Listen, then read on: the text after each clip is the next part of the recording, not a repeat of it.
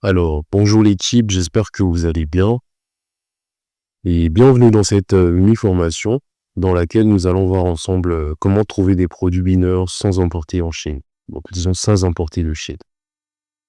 Dans cette mini-formation, tu découvriras ou vous découvrirez, ou disons on découvrira ensemble, comment identifier des produits rentables en e-commerce ici en Afrique sans avoir à importer de Chine.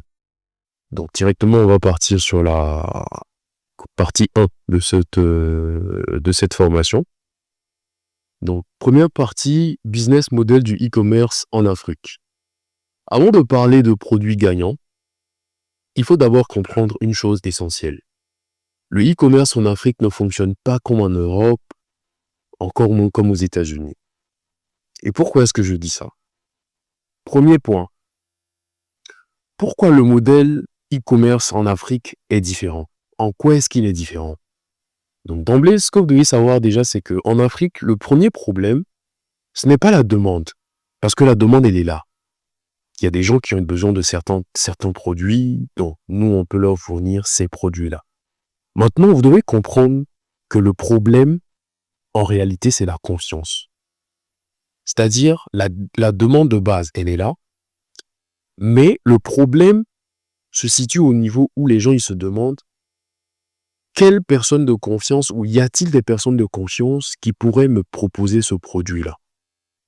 Et donc, je disais tantôt que le modèle ici, il est différent par rapport à l'Europe, aux États-Unis. Dans quel sens?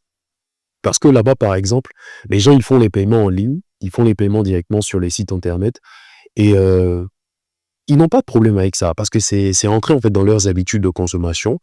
Ils ont des systèmes en fait qui permettent quand même de les protéger plus ou moins de tout ce qu'il y a comme arnaque sur les réseaux sociaux, même si voilà, il n'y a pas un taux à 0%.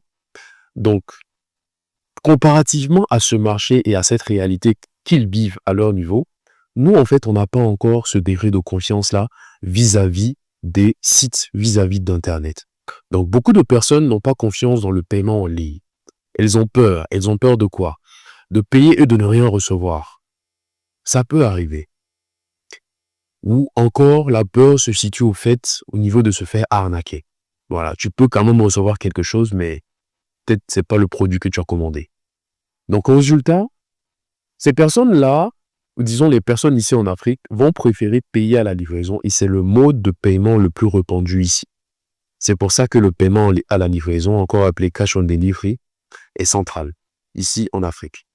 Donc, second point, pourquoi importer de Chine n'est pas obligatoire pour démarrer? Déjà, on va mettre un point, on va évoquer un point.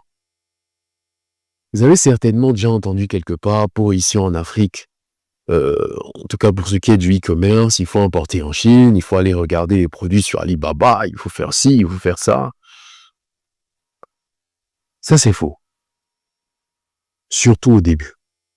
Surtout lorsque vous avez un niveau débutant, lorsque vous n'avez presque pas de niveau en vente, lorsque vous n'avez pas de connaissances réelles en importation, vous ne connaissez pas les réglementations en vigueur, vous n'avez pas de contact transitaire, vous ne savez pas comment rentrer en contact avec des fournisseurs sur Alibaba, un 688 ou plein d'autres sites où se trouvent en fait des fournisseurs à l'international. Si vous n'êtes pas vraiment calé, si vous n'avez pas une certaine expérience, aller vers la Chine directement, selon moi, ce n'est pas la bonne idée. Pourquoi? Parce que importer en Chine, ou disons importer de Chine implique beaucoup de choses. Déjà, j'ai pas voulu parler trop. J'ai résumé ces choses-là en 3 points. Le premier point, c'est le capital de départ qui n'est pas négligeable. Voilà. Les gens, ils me demandent, Nazik, généralement, pour commencer, il faut combien? Il faut combien? Ah, j'ai 100 000, j'ai 200 000, je veux aller en Chine. C'est pas mauvais en soi de vouloir partir en Chine avec ce type de budget. Mais moi, dans ma façon de concevoir le business, avec la vision que j'ai du business, et c'est cette vision-là que j'essaie en fait d'inculquer à mes collaborateurs, aux apprenants en fait que je coach et tout, c'est ne limitez pas votre vision à une boutique limitez ou disons, faites avancer votre vision, pardon, à une marque ou à plusieurs marques. Parce que c'est ça que nous, on a décidé de développer. Et on ne peut pas développer une marque avec 200 000, 250 000 francs. Voilà. Donc, si vous n'avez pas un certain capital de départ, je ne vous conseille pas de partir en Chine. C'est vrai qu'il y a des produits où vous pouvez avoir des prix vraiment très très bas, 500, 700, et que vous pouvez revendre ici à 10 fois, 15 fois, 20 fois la valeur que vous avez, à laquelle vous avez acheté le produit. C'est vrai. C'est des cas rares. Mais ça existe. Mais pour la plupart des gens, ils ne vont pas aller trouver ce type de produit. Donc, ça ne sert pas vraiment de parler de ça comme ça. Donc, importer de Chine implique déjà le capital de départ qui est non négligeable. Ça implique aussi des délais longs. Parfois, surtout pour ceux qui ne savent pas vraiment comment est-ce que ça se passe, au lieu d'envoyer leur colis en LTA, c'est-à-dire par avion directement, ils vont envoyer ça par bateau. Voilà. Normalement, un colis qui devait venir, un colis de 100 pièces qui doit venir en 2 semaines tout au plus, bah, le colis va faire 2 mois, 2 mois et demi, 3 mois sur la route là-bas et lui-même, il va finir par se décourager du business, en fait. Voilà. Donc, troisième point ici, plus de risques.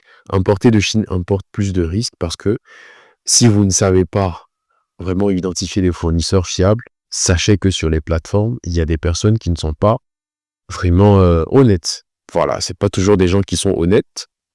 Il y a beaucoup qui sont honnêtes, la grande majorité, mais il faut savoir comment les reconnaître en fait. Donc si vous ne savez pas les reconnaître, il y aura des soucis. C'est sûr qu'il y aura des soucis.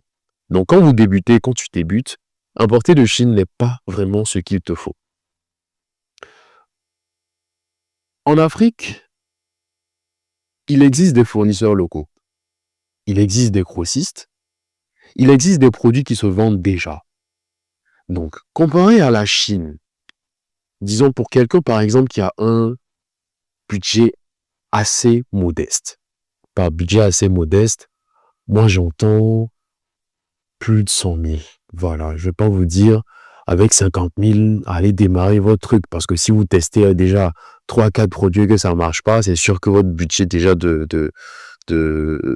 votre budget publicitaire déjà, ça va consommer plus que ce que vous aviez prévu même déjà pour vous lancer. Donc, aller à 100 000 minimum, ça vraiment, ça, je pense que c'est une idée qui est beaucoup plus concevable, qui peut vraiment vous apporter un peu plus de résultats, un peu plus de certitude que vous allez tester au moins 300 produits. Et je pense que parmi ces 300 produits-là, certainement un produit qui va sortir du lot. Voilà, donc en Afrique ici, il existe des fournisseurs locaux, il existe des grossistes, il existe des produits qui se vendent déjà. Donc c'est à vous de trouver ces produits-là. Le vrai travail ici, ce n'est pas d'emporter depuis la Chine. Le vrai travail ici, c'est de bien choisir le produit, c'est de bien choisir vos fournisseurs, d'identifier les fournisseurs qu'il vous faut et de travailler avec eux, tout simplement. Voilà. Troisième point ici, toujours pour la première partie, les avantages concrets du marché local.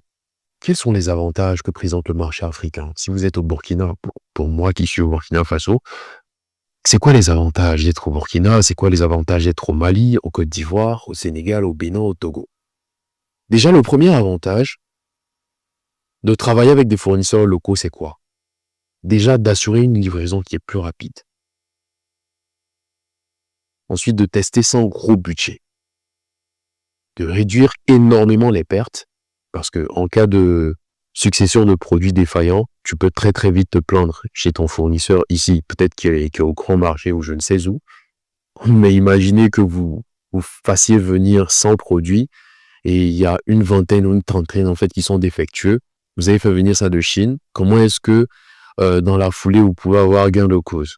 Vous voyez que c'est compliqué. Voilà.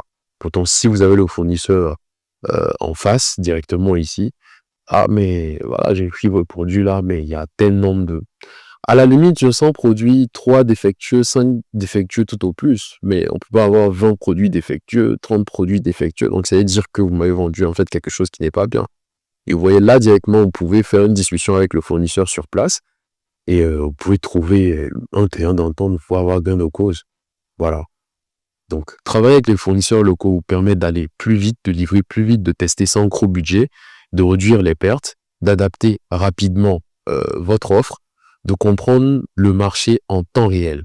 Donc là, vous pouvez tester un produit, savoir s'il se vend et l'ajuster rapidement. C'est exactement comme ça que les gens qui réussissent ici sur le marché local font. Et ça, il faut que vous le compreniez dès maintenant. Alors, si tu penses que le e-commerce en Afrique ne marche pas, sache que ce n'est pas le marché qui a un problème, c'est ta méthode.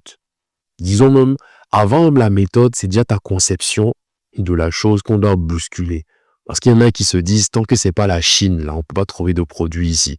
Et ça, c'est totalement faux. À 100%, c'est faux. Vous devez comprendre ça déjà. Le marché ici a un potentiel. Les produits qui se vendent ici ont un certain potentiel. Je ne vous dis pas que vous allez marger, vous allez faire des marges incroyables en prenant des produits ici. Absolument pas. Mais ce que vous devez comprendre, c'est que le marché ici représente un certain potentiel. Et c'est à nous de l'exploiter. Et quand vous avez la bonne méthode, vous allez maîtriser le jeu. Donc ça, c'est on est à la fin de la première partie. On se retrouve dans la deuxième vidéo pour la partie 2. Merci.